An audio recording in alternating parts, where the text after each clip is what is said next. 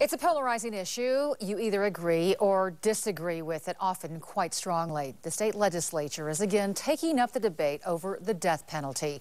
There's a renewed effort to abolish capital punishment in this state. 9 News reporter Chris Van Der Veen is at the state capitol, where legislators are listening to testimony on the measure. Chris, opponents of the death penalty want to redirect that money towards something else. They would, specifically, Adele, trying to redirect that money towards trying to solve some of the state's 1,400 plus unsolved cold case murders. Obviously, that number is very large, and a lot of people, specifically family and friends, would like to see police departments be able to whittle that number down quite a bit from that 1,400 plus that we're seeing right now. That's a lot of unsolved murders. This isn't the first time the state legislature has tried to tackle this issue, specifically abolishing the death penalty and exchanging it with something else. This measure was brought up in front of the State House 2 years ago. It did not pass, and supporters this year realized they still have got a bit of a tough sell on their hands with this year's version. Prosecutors in particular like having the death penalty as an option, even if they rarely use it. It's gotten to be so infrequent in Colorado that only 2 district attorneys' offices have even gone forward with trying it in the last few years. Again, only 2 people on death row. So yes, this measure raises an interesting, albeit controversial, question. Would the money used to defend and prosecute capital cases be better used to solve unsolved murders?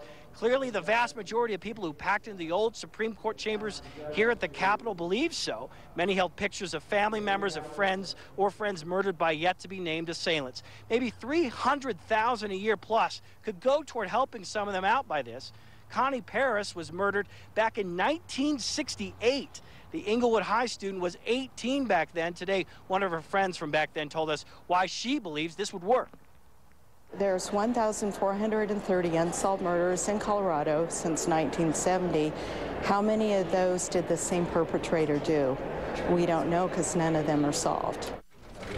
On the other side, you have parents like Rhonda Fields, who last year saw a jury sentence Sir Mario Owens to death for the murder of her son, Javon Marshall Fields, and his fiancée, Vivian Wolf.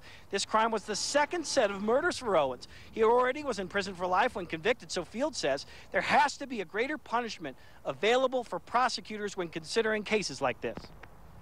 Basically, you're telling the worst element in society that you can commit as many murders, as many crimes as you want, and the penalty will still be the same.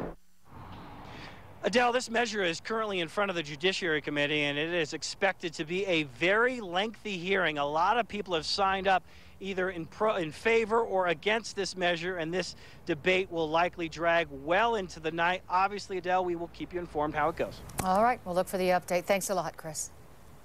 You bet. Still